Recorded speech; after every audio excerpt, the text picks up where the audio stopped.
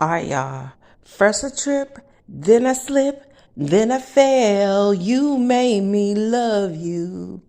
Okay, y'all. So I traveled into a spiritual realm, astral projected into the future, right? Of me being wealthy. I'm living out my dreams.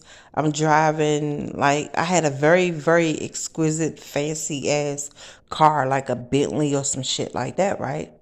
So I always naturally take care of the people that's on the streets that don't have much, right?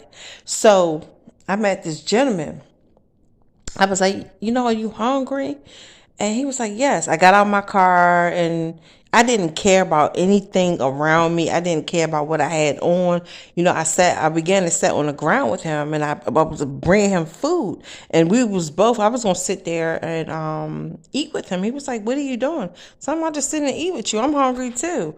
So he began to put out like a newspaper on the ground. I was like, you don't really have to do that. He was like, no, you in very nice clothing. I was like, oh, well, that's so nice of you. So it was like I had on heels, but I kicked that shit off. Like, whatever. I want to be comfortable. You know what I'm saying? So we talking, we chit chatting, y'all. So what came to me was that you know how these wealthy people be undercover and they go in disguise to test the hearts of others. That's what this gentleman did. First I slipped, then I fell. You made me love you.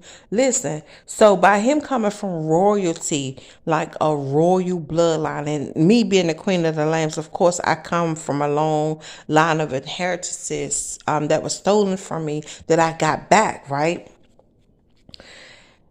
The people that he thought loved him did not love him. They only loved him for the money and the fame that they could get off of marrying him, right? So he knew that it was fake and he wanted to just go out into the real world and test the hearts of real people. I came along.